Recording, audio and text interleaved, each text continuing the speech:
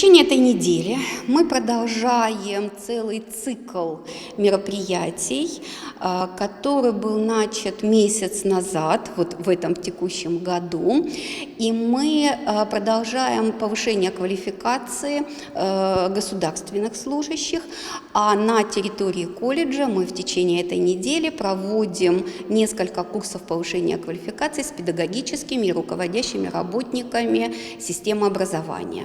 На этой неделе представлены 4 курса.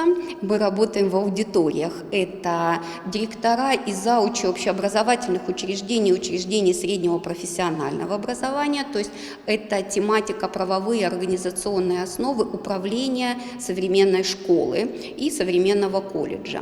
Вторая тематика – это работа с учителями истории и обществознания. Вот сейчас проходят мастер-классы 2-3 день по истории, по обществу, по праву, с использованием, конечно, различных форм интерактивных занятий.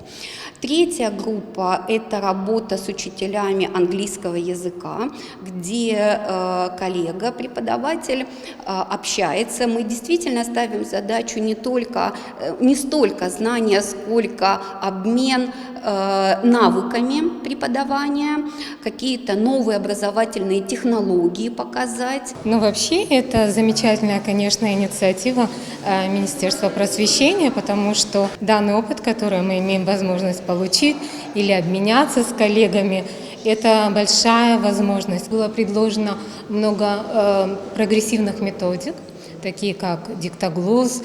Для меня, хотя я уже далеко не в первый раз присутствую на такого рода тренингах, для меня тоже было... Я взяла себе новенькое, например, функциональная таблица. Для меня это было очень интересно, и я уже вижу, как я могу это применить.